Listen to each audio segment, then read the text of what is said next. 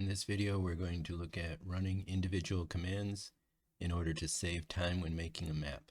If you look at most of these commands, at the top you'll see a run button. This lets you run just that one command without having to rerun the entire preset. Note that most commands cannot be run by themselves. They have to have other commands run before them. So I can't just go in here right now and click on create noise map and hit run and have it work, because this command requires the flat height map first. It is possible to click on the first command and work your way down, clicking run individually for each command, but that won't be an efficient way to use the run button. The best use of this is to run your preset up to a certain point and then stop, and then use the run command to run individual commands afterwards, though you still need to keep track of what commands may need to be run before using it. In this example, I've run this preset all the way up to update preview without using cliffs, rivers, craters, or towns in POI. If you look at the 2D preview, you can see I have a map with just the terrain and biomes. One example of using this is to change the biome map. So if I don't want the environmental biome map and I'd rather have a noise biome map, I can click on the noise biome map and enable it, set up the parameters the way I want, and click run.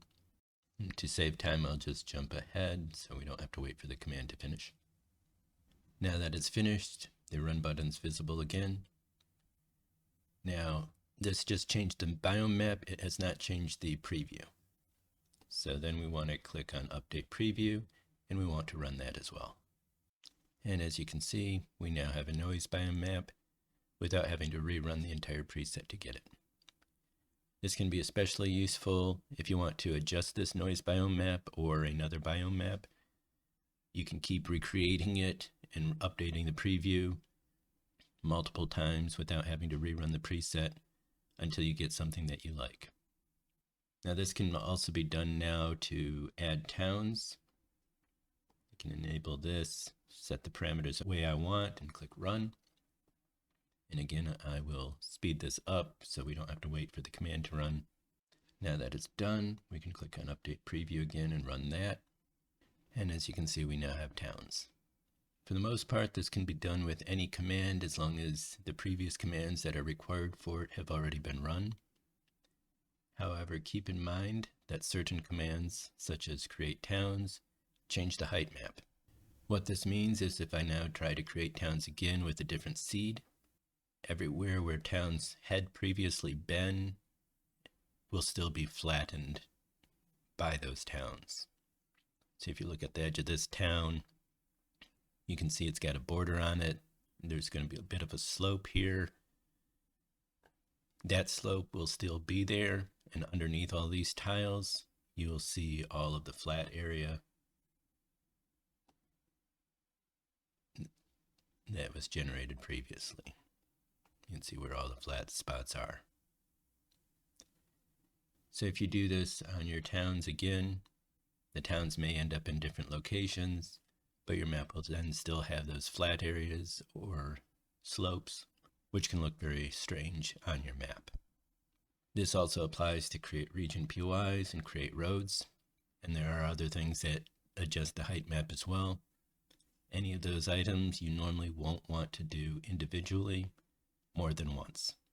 If you hadn't previously done them, just like I had not yet made towns with create towns command, running it individually is fine, but otherwise doing it a second time would normally not be a good idea. Biome maps are easy because they don't affect the height map. Some other commands can also be run that way without affecting the height map. Note that you can jump around in the command preset, as you've been seeing me do. When you're running the commands individually, it doesn't matter what order they are in the preset. You can run them in whatever order you like, as long as the commands that are required to use before it have already been run. You can also pull in commands that aren't in the preset yet, and you can add those commands and run them as well. Another example of what you can do with this is to create something multiple times. For example, If I've done this already and have these mountains, if I want to create more mountains, I can do so by running the mountain commands, and they will add more mountains to the map. I can do the same with hills or depressions. This will not remove existing mountains, hills, or depressions. It will just add to them. However, this will change the heights of any mountains if a mountain gets placed on top of an existing mountain. And it can also replace a depression with a mountain or hill if it gets placed on top of that. You also cannot undo anything that you've done. So keep that in mind if you start changing things or adding things to the map, if it changes the height map. Using the run button can make this a lot easier to test different things and change different things without rerunning your preset, and can save you a lot of time. But there are limitations to what you can do when using this button. Its main use will be to help you with things that don't affect the height map. So things like the biome map, changing the edge map. If you accidentally left this on and you didn't want it, you could change this to none, run it again, and then the edge zone map would be set to none instead of radiation. Also remember that if you do use this run button after exporting, you're going to want to rerun the export command as well, so that those changes get exported. One last thing to keep in mind is to make sure that when you're doing this, you're using this run button and not this run button. I have occasionally done this myself where I'm thinking that I want to run something individually, and habit makes me click on this run button, which then starts your whole generation over again. And the clear variables command at the top of the preset is going to clear out everything you've done previously. So even if you hit stop right away, you're not going to be able to continue using that run button, and you'll have to just wait for the map to generate again.